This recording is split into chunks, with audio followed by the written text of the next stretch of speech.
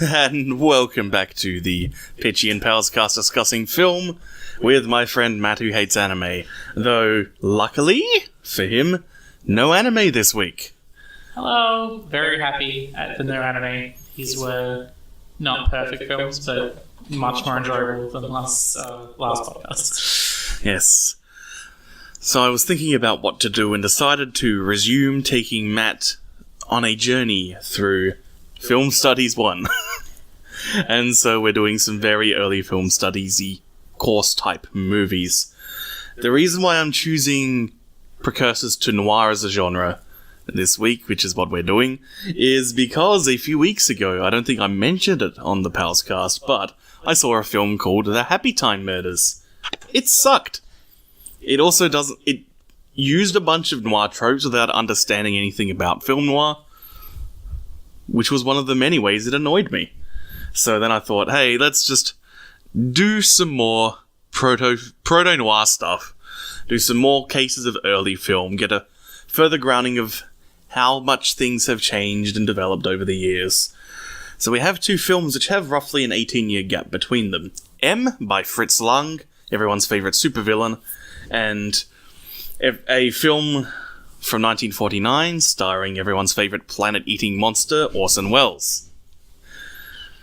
I'm bringing up the 18-year gap thing because I was thinking about it as we were watching these films, where you can see the steps and influence going on here, and thinking about how, while some of the earliest recorded film is in like 1898, like Georges Méliès's works, in particular things like A Trip to the Moon, because it's one of the few that's actually been preserved, are some of the really biggest influences in how you can actually construct visuals with film. And that had roughly an 18-year gap between Trip to the Moon and M from memory, and M in turn has roughly an 18-year gap between that and The Third Man, which is the second film we watched. And I was thinking about this in the context of other media that have developed in the last century, and how that's kind of like the gap between Space War and Space Invaders. And Space Invaders and Metal Gear Solid. A lot changes in that time, and you learn so much while you're just working out what the hell you're doing.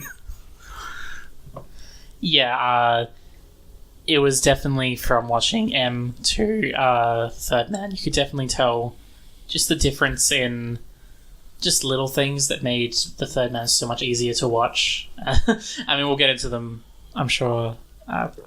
That's what we're here to do. Yeah. But yeah, on like a very basic level, like, what we'll be saying is that I think we both enjoyed Third Man more, just because it has those little, what you'd call now quality of life improvements almost, just in order to really enjoy the story a little bit more. Mm-hmm. There's little tricks we learn along the way to further develop the visual brevity. I think I should go back to a thing I said earlier, where I described Fritz Lang as everyone's favourite supervillain. Are you wondering why I said that, Matt? Yeah. Oh, by the way, Fritz Lang also directed this little film you might have heard of called Metropolis. Anyway, here's a photo of him from later in his life. Oh my god. And he's like a Bond villain, an Indiana Jones villain, and a supervillain all at the same time. Yes. Yeah, Fritz Lang. Go Google some Fritz Lang photos there. A scream. M.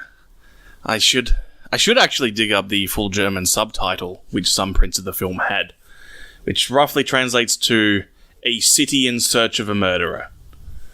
A useful subtitle for helping to understand what the film, I think, is trying to do, as it's a film where there's a murderer afoot who's slinking around murdering children in indeterminate German city, most likely Berlin. It's, of course, an early example of the German Expressionist movement. Nowhere near as surreal as, say, Cabinet of Dr. Caligari is. But instead you can still see that there's a certain sort of visual mood that's going on there, which would go on to become the noir genre, as this approach to this moody lighting and these harsh shadows then got picked up by some American and British filmmakers in the 40s. Things like Casablanca on the American side and The Third Man on the British side. And the reason why the genre as it is known as film noir is because it was a French film theorist who couldn't understand English, was watching these movies whenever he could find a print of them, and he had no idea what the plot specifically was because he couldn't understand English. So instead he was just going by what the visuals were conveying and went, hey, there's a thing happening here with these shadows. Maybe this is a type of visual motif and possibly a genre, because like everyone's wearing trench coats and trilbies and they seem to end up pretty miserable. Maybe that's a genre. And the word then didn't really pick up momentum until the 70s, where after getting published in all these French journals and influencing a wave of French filmmakers, as we got to the French New Wave movement, that is when, and then of course there's much more prolific translation of film theory across countries. And so it's in the 70s really that noir becomes this generally aware thing outside of France. People were picking up the visual motifs, but not quite this cohesive genre concept. So back to M. People looking for a murderer. What the film is not particularly a noir film. It's not as heavy on any of the sorts of tropes that you would tend to associate. Your bitter man, your internal monologuing, your heavy drinking, some worldly woman who's making snarky comments, somewhat fatalist or nihilistic ending, a general sense of gloom. Well, just to throw in there, you would need characters in order to do any of those things. Yes. Yeah, just quickly as a... Yes, and so of course, M doesn't do any of these things. It's not even really trying to. Instead, it's more of a police procedural in the truest sense of the word procedural. It wants to show in excruciating detail the processes through which a crime is announced, a populace starts to turn to terror as a media overhypes it, and police what they need to do in order to try and apprehend a suspect. At the same time, it then switches to following a crime organization who are also trying to find this criminal because all this hysteria is bad for business. And so we get these just long scenes of people explaining the way that they need to interview every single witness. We need to document every single witness, assess the contradictions in their claims, try and find some things. Oh, we found a small piece of evidence. It's related to a candy shop. Which candy shop? Anywhere within this 1 kilometer circle. Okay, they could have gone a bit further than that, so we got to go further.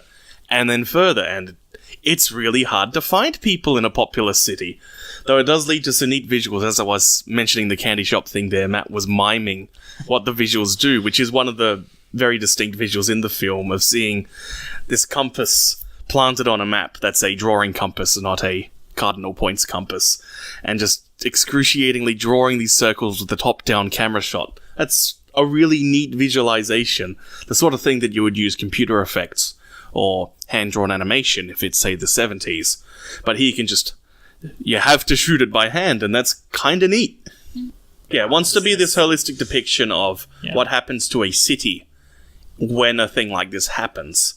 But in the process of doing so, every scene winds up really drawn out, and very little new information is achieved in each scene. One might call this Zack Snyder-esque, and that scenes have very little function. They will often reiterate redundant information that we've heard twice, 3 times, 5 times before, just because it really wants to make sure that you understand things. And this is 1931, people are still working out how you write a script for film, let alone how you actually edit and shoot a film. And so I think that that's just a kind of a consequence of we've got this big idea for showing the city in panic.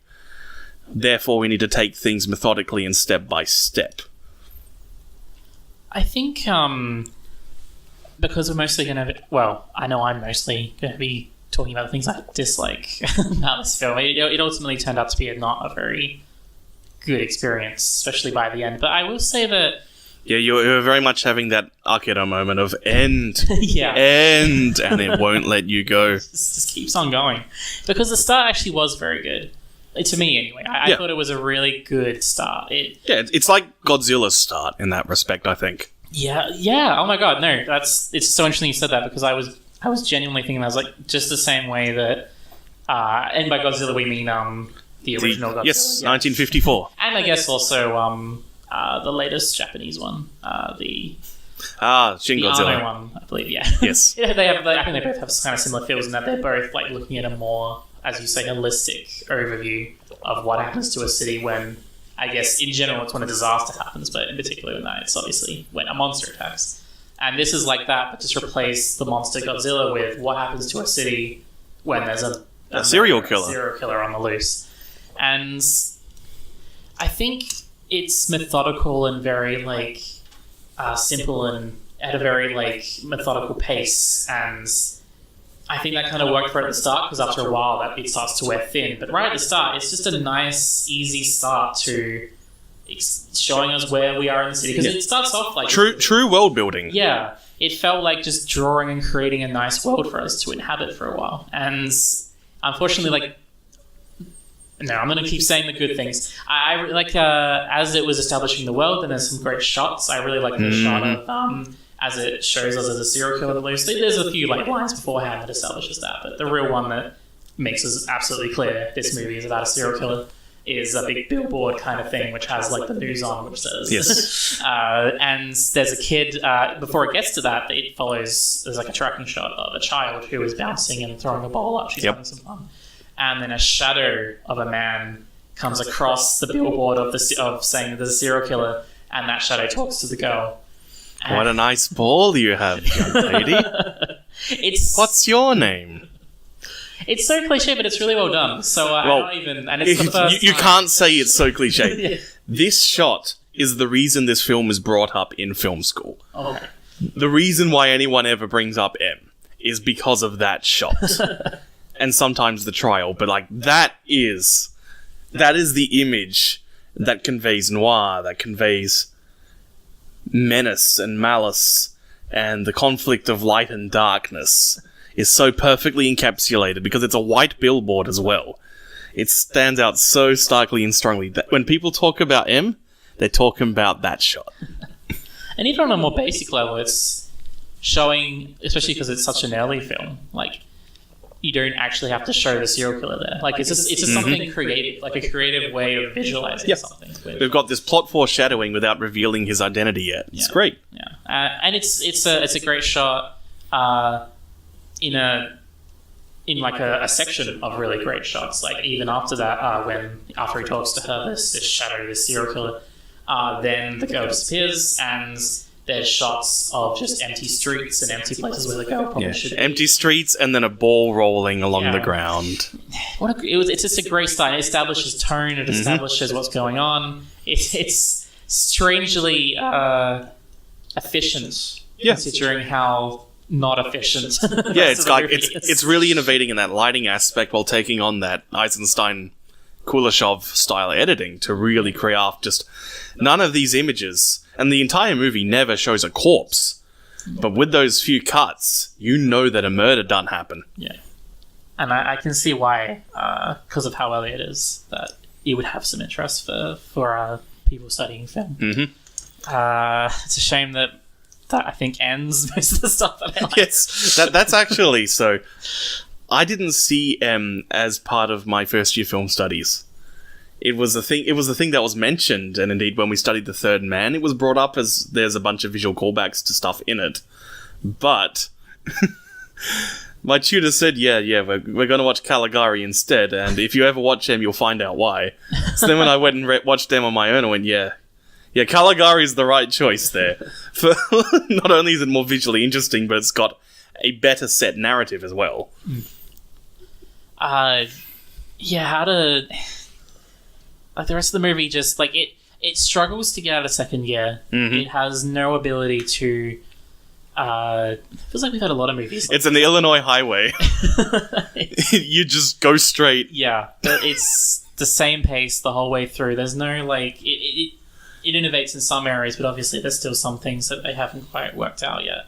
And one of those things is pacing. And in this case, it really is that it's slow. Like, sometimes when people complain about pacing,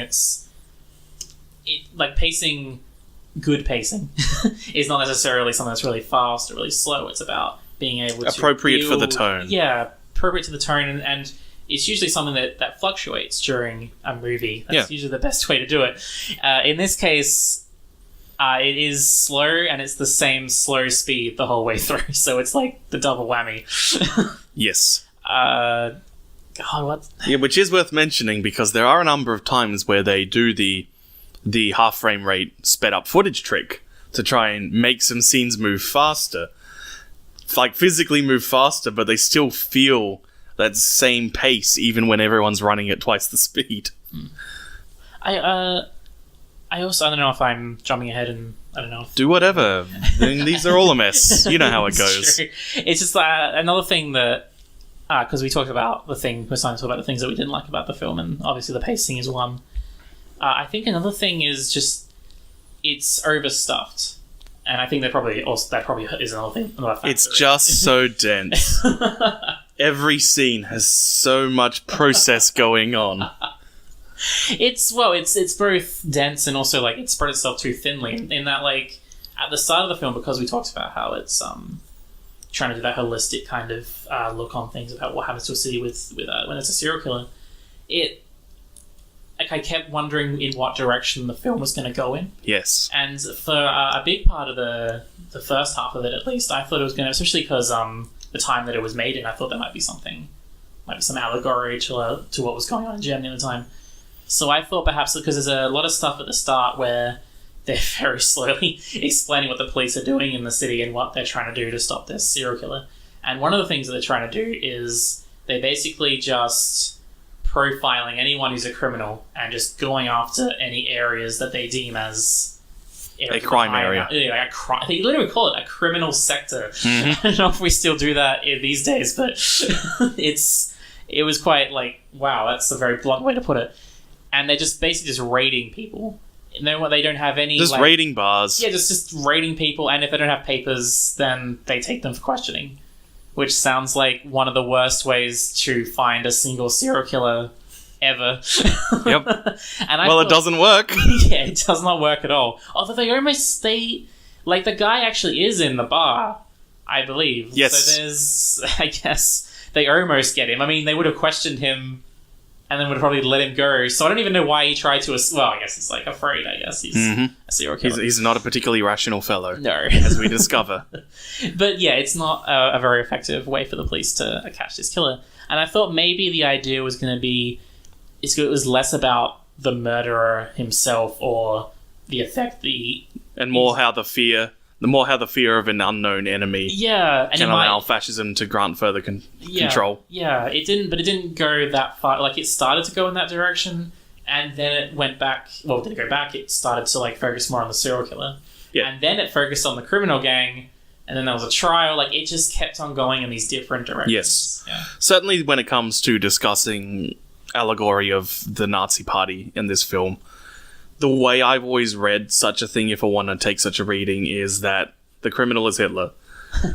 Yes, the murderer is Hitler is the murderer, everyone.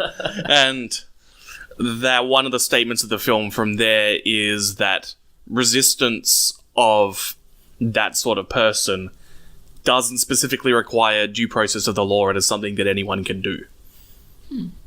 Wow. Since a lot of this film involves the criminals, and the introduction of the mafia making their decision to try and start catching the criminal as well is an interesting scene. It goes for too long, like every scene in this does, but what happens is partway through, these crooks getting together and discussing how they're going to try and catch this guy because he's ruining their business by causing all these cops. It then starts interjecting with hard cuts straight to the cops doing the exact same thing. So it's instantly creating this parallel between the law and those operating outside, and how laws do not guarantee ethics and morality. They are not the governance of that. If you look through, and to a certain extent it is then trying to get you to look through through that veil of ignorance and then say, is there really that much difference between these two when it comes to this sort of justice? Which is then accentuated in the climax of the film, which isn't when they catch the criminal, because the crooks are the ones who catch the murderer, but instead they decide to host their own trial, running on the logic of, well, the cops will be too loose on him, and we understand the law as we've all been victims of it. Therefore, we are the ones who are right to hold justice. Ultimately, the cops thwart them in this, and the film ends with a final shot of a mother just saying, "This is a cautionary tale," basically. That was a very... It's very abrupt. Yeah, like that, I was kind of shocked. Like, as much as I wanted the movie to end, it's like, oh, okay. So don't end there. It's like, he said it was like going down an Illinois road. It's like, yeah, that, but then a very sudden stop at the end. Well, and then you're just in Chicago, you know?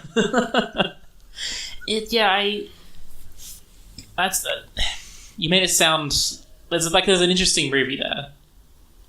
But... Yeah, what I always think of then, when it gets to that section, is a book by Ian M. Banks called Use of Weapons.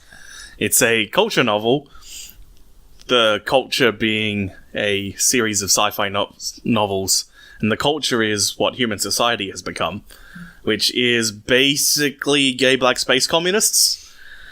And you can basically do whatever you want so long as you're not infringing on the rights of someone else. And when other cultures and planets and the like are integrated into that system, then that same issue applies, which means that when, say, people from independent planets overthrow tyrants and then join the culture, the penalty for the tyrant is basically nothing. It's just, yeah, okay, we forgive you if you won't hurt anyone.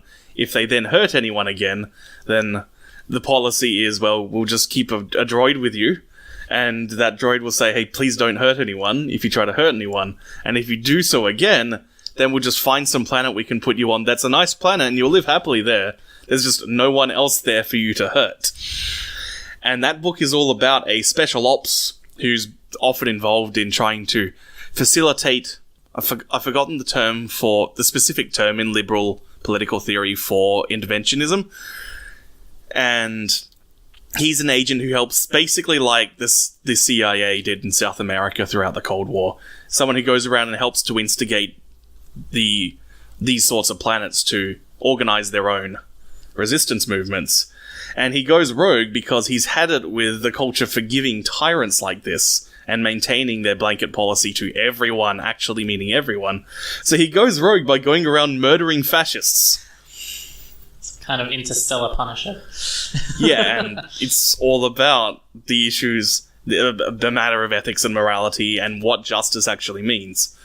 It's a neat book. And this trial scene is kind of trying to do a similar thing. But again, has the issues that the rest of the film does. Yeah, I feel like it might have been better to, if the other side, so like the other side, there's the police trying to catch him and the mafia. I feel like if the mafia weren't the mafia, like if they were like just regular citizens who, like maybe town leaders or like just like neighborhood watch. Yeah, like something like that where they're like, no, we're upset that we don't think that the police are going to find this killer. We don't think they're up to the task. They're clearly not anyway. and even if they were going to catch him, we don't think they'll be able to win us justice that we can. And like the kind of people who would be like local politicians or like those kind of like local heroes and stuff like that. You know, and then you would have a situation where it's like you would have someone to root for, because in this movie you have... Well, the thing is, with the ways that I've stated what the thing is doing by using organized criminals, I think it can work. But again, I think the issue is not so much whether it's people who agree with your scale of morality, so much as it is that you've got no one to sympathize with this entire film. Yeah. Beyond, like, the collective humanity as a whole that doesn't want to see children murdered. You don't have a particular person or group, specific group of people who you've really come to understand as people, and thus will be willing to root for and feel tension for as they struggle. Yeah, there's no characters, there's no character arcs. It's just like those are very basic elements usually of any story, and they're not in this one. It was really striking, I think, when in the last 10 minutes of the film, the primary protagonist turned out to be the lawyer. There's basically in this kangaroo court and this trial that the criminal organizations have put on, there's a defense lawyer who they just found some guy, I guess, who knows the law, and they've said, you're the defense lawyer. And this guy, out of nowhere, like, has these impassioned statements, and he, like, argues for a certain point of view that you can't just, about justice and morality. And, like, we don't know who he is. We don't know what his name is. He's just some guy. And it just really struck me there. It's like, we have no characters in this film at all. Yep.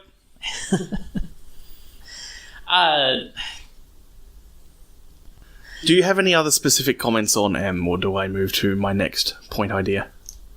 No, pretty much. Alright, sound. So, sound.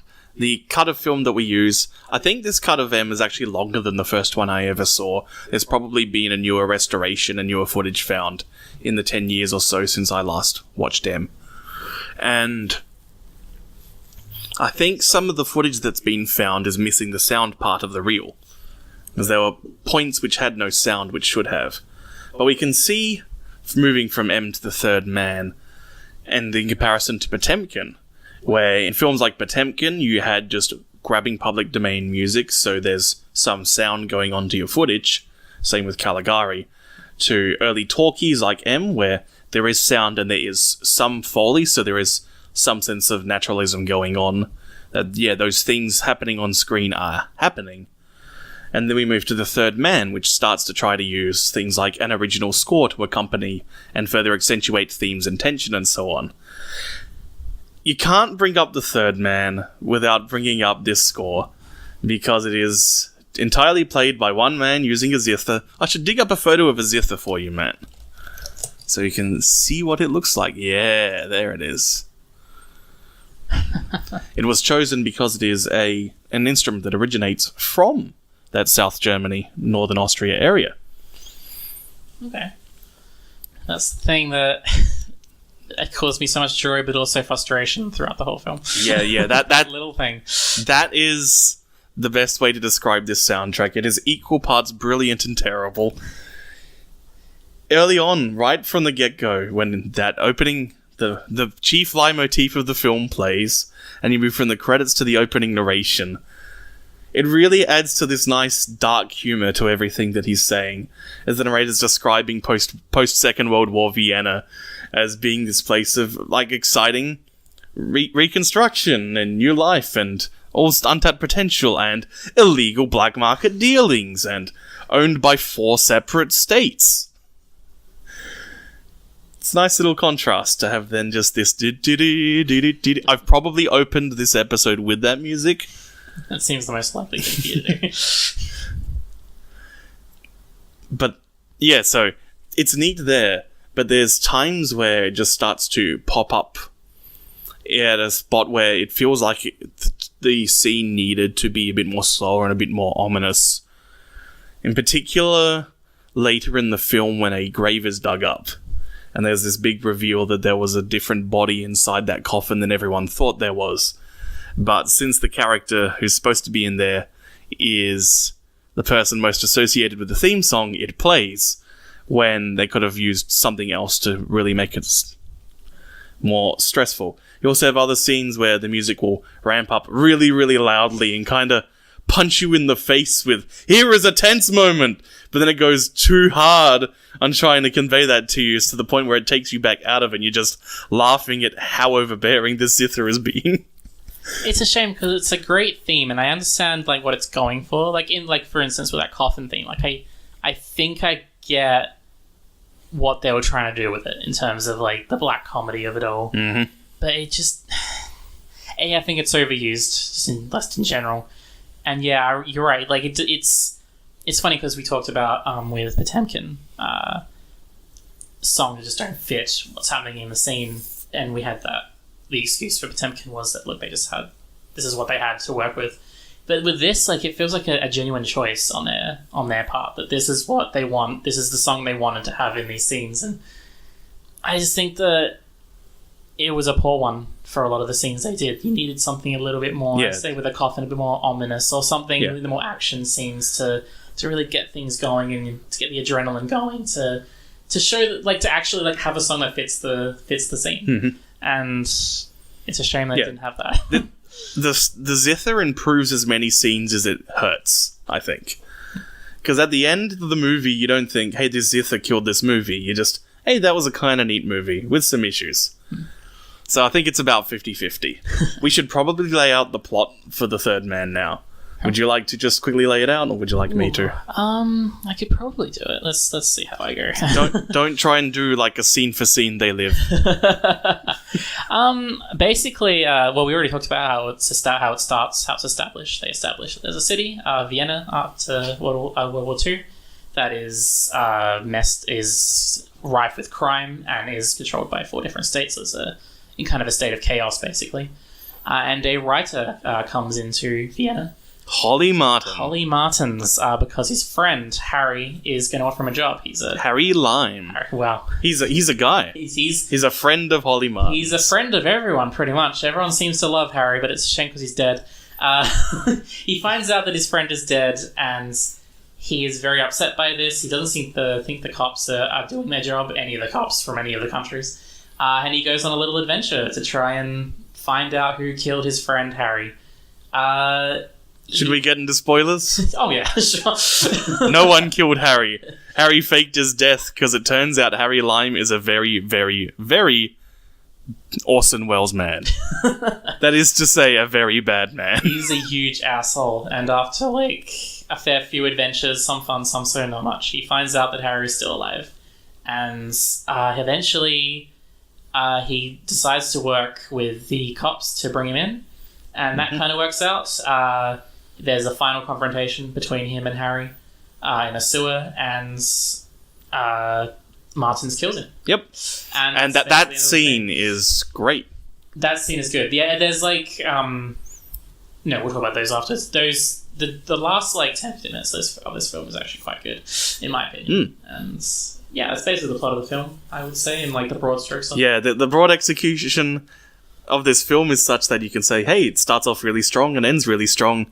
Has some trouble in Act 2, which is, of course, the classic Hollywood writer's joke.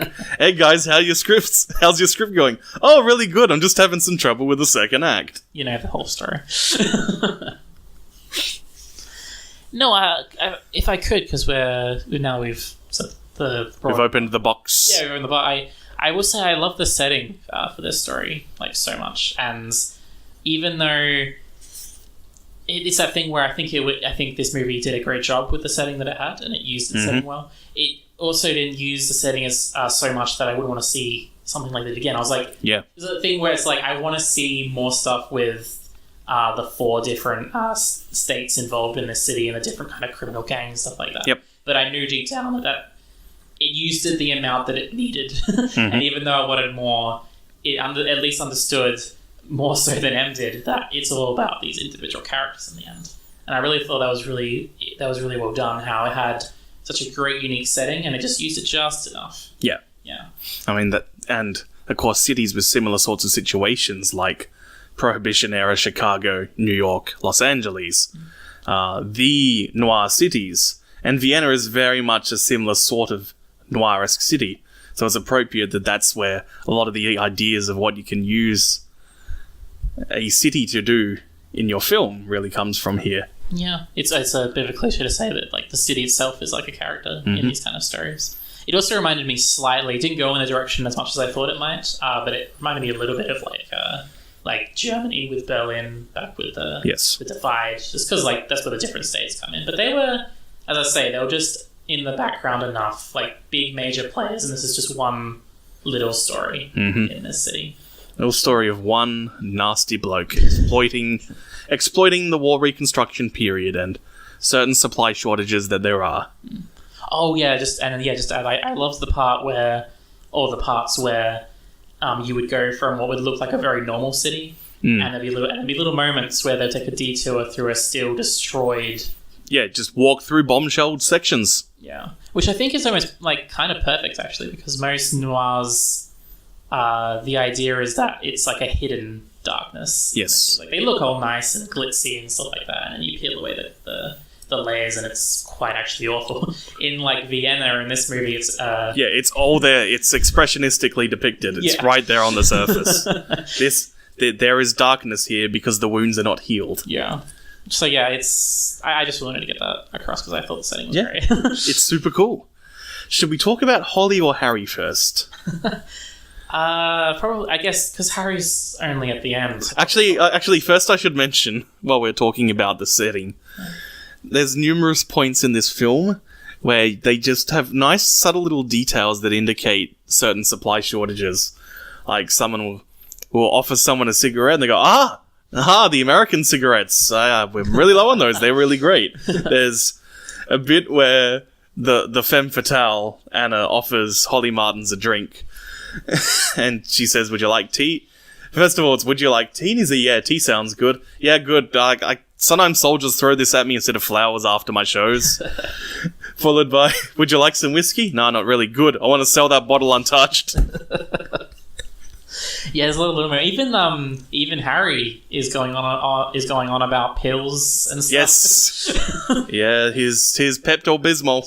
Which has the double effect of not just adding to the setting of the story, but also just how psychopathic his character is. Yeah, we got to save Harry. Harry's a character. Oh, yeah. So who do you want to talk about first? So let's just get into Holly. Holly Martins, our noir protagonist. He is... I think what I like about him is that he isn't a horrible person. He isn't, like, a horrific piece of shit. But he isn't a hero. Nope. And he isn't someone that you exactly root for. I like the fact, because usually in these situations, like, you either have, like, a very straight and narrow hero, or you have, like, the anti-hero is kind of an asshole. He's, like, a subversion of that, because he's, like... I think he wants to be the cool, suave hero. Yeah, he's a pulp fiction writer. In particular, writes Western stories. And he absolutely wants to be the sort of freewheeling cowboy that he writes about. But he's a gormless idiot. He's such a moron. Like, he even gets people killed in the movie. There's a moment where, in his investigations, he's found out that there's an eyewitness saying that there's a third man. That's the title of the film. And he goes off to someone he should know is pretty sketch. I think he even says that he thinks he's sketch at some point. And he says, oh yeah, by the way, there was a guy who saw you. And he basically describes exactly where that person is. And then he seems surprised afterwards when he finds out that guy is immediately murdered. Yeah. He's such an American in certain ways. He gets into a situation that he doesn't understand, in a city that he doesn't understand. It has, like, even the language he doesn't understand. And he just decides, I know exactly what to do here. I know I'm going to solve I will dispense justice. Yes. And it causes nothing but death and more suffering. Mm-hmm. And I guess he gets his man eventually, but as one of the other major characters in the film, the Major, Callahan. Yes. Hopefully I pronounced it right because he's unhappy when it is pronounced wrongly. He even says, look, we would have found him eventually anyway. Maybe he was being boisterous, but I'm actually going to take it at his word. And in some ways, so yeah, he does eventually. Holly gets his man and he is somewhat successful, but he just causes so much chaos and destruction and suffering along the way just by being an idiot who doesn't understand the situation that he's in. One of the best scenes for just really conveying the sense of what a fool he is, while also having so much bravado, is he winds up... It's set up to seem like he's being captured by some crooks, but it turns out he's just being escorted to a writer's talk, which he had completely forgotten he'd been invited to talk at. And while he's there, someone who is involved with a criminal racket starts trading double entendres with him from across the hall, and you get this wonderful banter of them talking. He's discussing a potential book that he's writing, but in turn he's saying, yeah, I'm going to find out the truth and I'm going to nail you guys. It's this neat little bit of bravado and this attempt by him to be really cool. The thing is, this is immediately after a big group of writing critics and, like, genuine fans of the written word have just been burying him for being an absolute joke of a bad rider. So even when he's being utterly humiliated, he still thinks he's the cool hero. And then straight away after, like, the scene where he runs away from them, like, after he's had that back and forth bravado, Yes. then they chase after him once everyone's cleared out of the room, and he just runs away. And it's just... Actually, people running away in this film is very funny. Yes. Holly and Harry are both very funny in how they run away. I guess that's actually something. It's like The Princess Bride, when the man with 6 fingers, Count Blackwell, I should know, I was in a stage adaptation once, finally meets Inigo Montoya. Hello, my name is Inigo Montoya. You killed my father, prepare to die. And then Count Blackwell immediately runs away. There's a number of those sorts of runaways in this movie. I feel like it does a really good job with that, with like all the characters, other than maybe the Major, he's pretty competent and well put together. But even then, he is that because he's kind of a boring, straight and narrow kind of character. He's like, he has no real story or arc or anything like that. Like, there are no cool guys in this movie. Not really. There's none of those... the kind of characters you might expect either in a noir or any kind of story, really, that has stuff like this. Like, the villain, like, you see how much of a coward he is. Like, he's a horrible person, sure, but he's not a cool villain. Yes. And our hero isn't cool either. And even our femme fatale, I mean, she seems cool at first, but she's also kind of taken for a ride by Harry, who's then shown to also not be that intelligent. There's no, like, geniuses or... there's no superheroes in this film. There are just people. Yeah. And oftentimes people are a bit shit at what they do. The odd theory of promotions based on incompetence rather than competence. Yeah. Yeah, I think we should just talk about Harry now, because there are moments in this film where you were a bit frustrated, feeling it was going a bit too long-winded at points. In particular, the time between when Harry is finally truly met and the climax of the film. There's a number of scenes where Holly, gormless fool that he is, keeps flip-flopping on whether he wants to actually nail him or not. You could cut out like half of those. Likewise, the final chase before the final showdown with Harry could be cut a bit. I think it's fine for really conveying that sense that he is getting completely sealed off and his moment of reckoning is actually finally coming. But we've spent so much of this film slowly learning a few things about Harry, but we've never really understood what they are coming from his mouth. One scene, he's only in 3 scenes, really. The first scene, he says nothing. All he does is run away.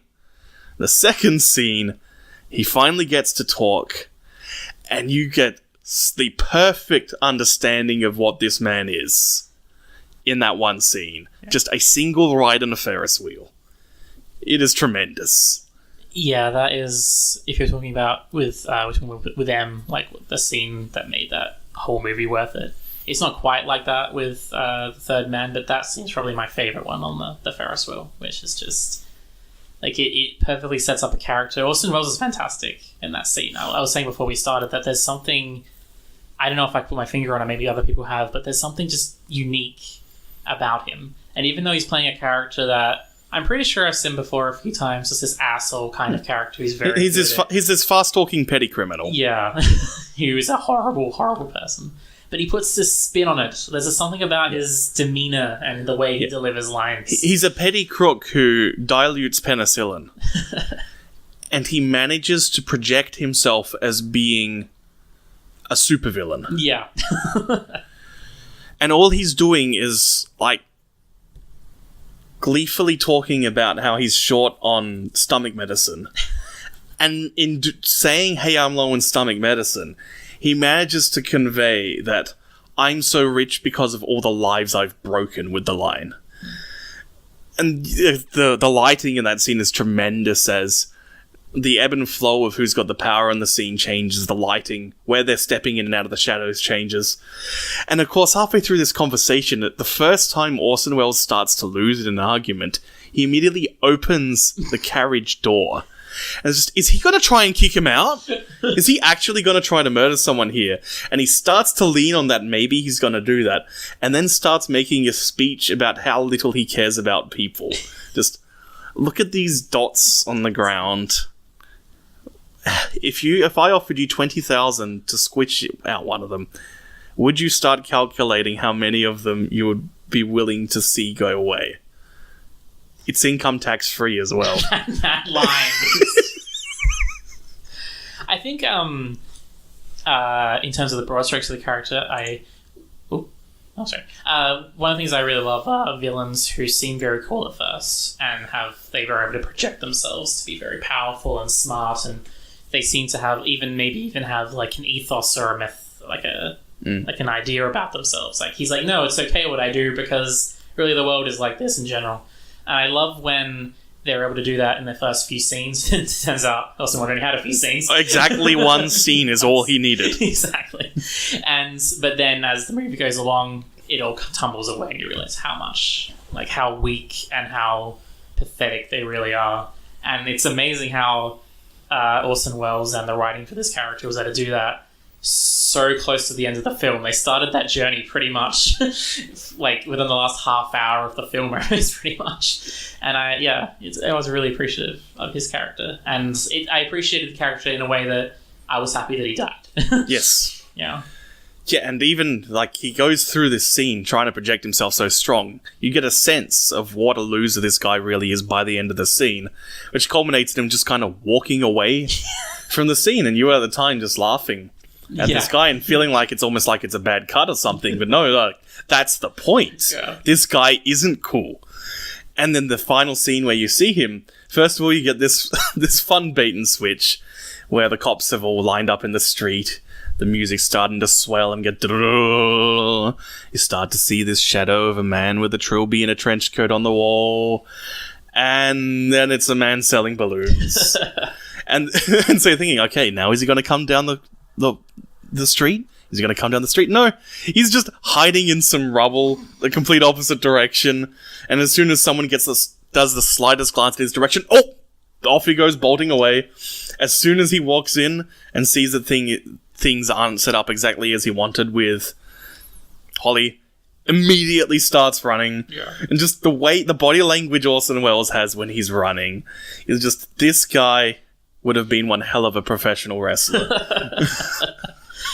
And when you said, obviously, you're talking about as a heel who is... Oh, like, his flight is Ric Flair style selling. No, he's fantastic. I don't know how, like, because I've already said everything, I've almost already said everything that is so good about it, and just the way that everything falls away so quickly from him. Like, as soon as he starts running, you realize, oh, wait a minute, this guy's just a complete piece of shit.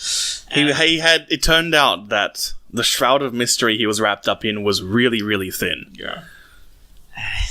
And it's perfect for this kind of a story, I guess, as well, because in a different kind of story that actually might be somewhat disappointing. Like if you actually needed a villain with a bit of substance behind them. But in a noir story, it kind of fits to have like them embedded kind of sympathetic on the inside.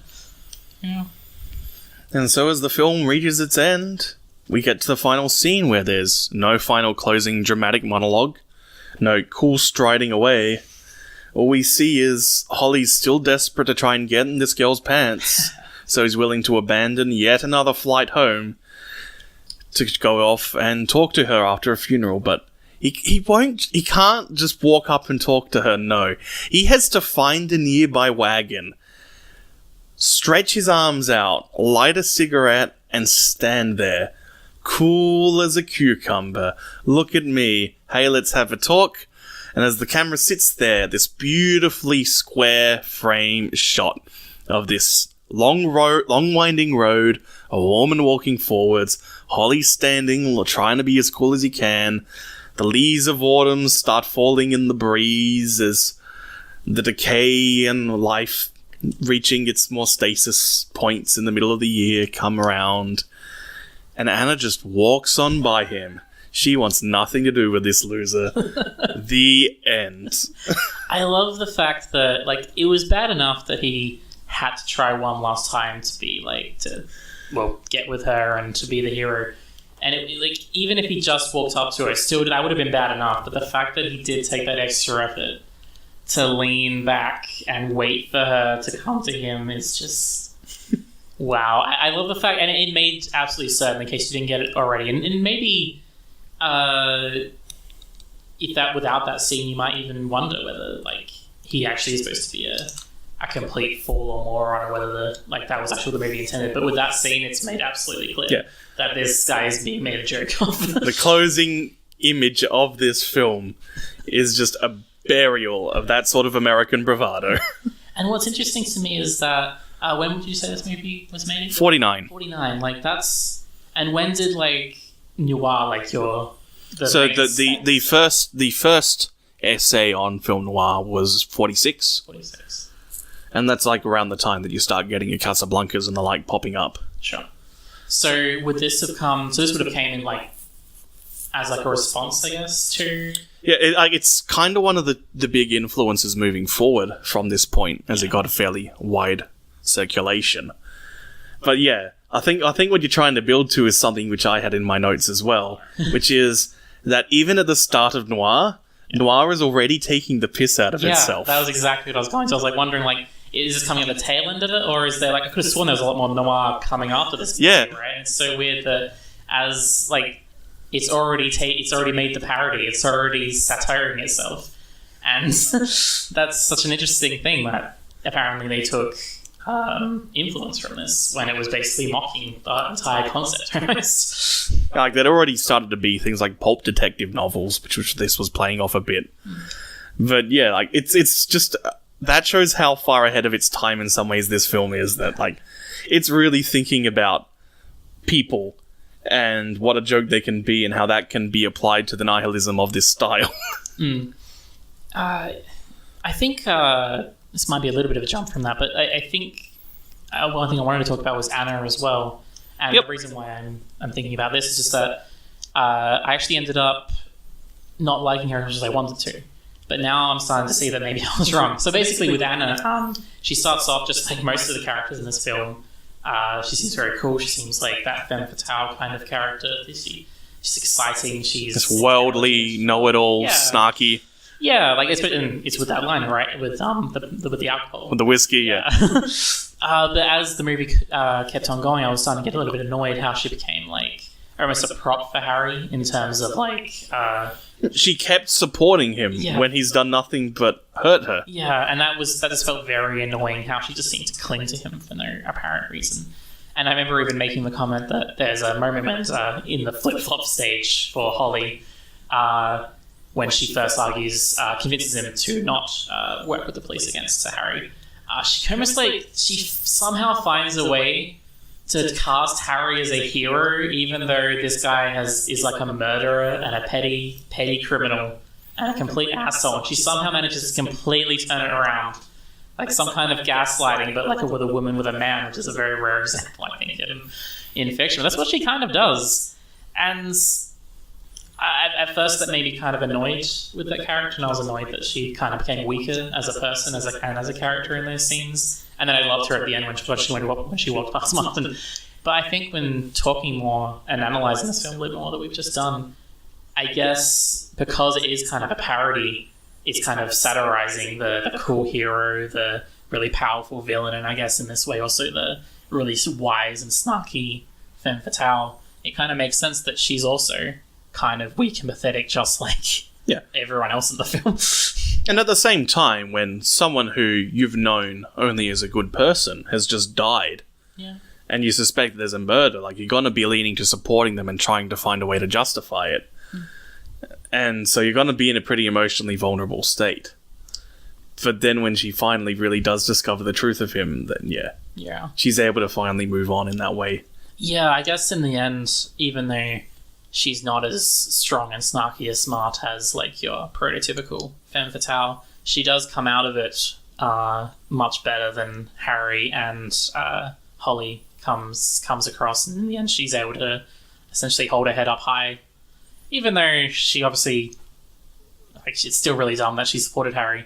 In the end she still comes across as someone who's smarter, more intelligent and more loyal than anyone else in the film, basically. So I guess it works out for her in the end, and that's kind of cool that she wasn't perfect, but still quite a fun character and one that Yes, we a can film wait for. a film that pioneers black and white and lighting has quite a good amount of shades of grey. Do you have any other comments to add today, Matt? No, I quite liked. Other than it was fun to watch The Third Man. And Yep. I quite enjoyed it in the end. Cool. We'll probably do some later noir films next week, unless I change my mind. And I was then thinking of doing some neo-noir films in the week after that. But it's October then, and I have plans for October. Yes, things got thrown a bit out of whack due to me getting robbed last week, but that's life. So thanks for listening, and we'll talk to you next time. Bye.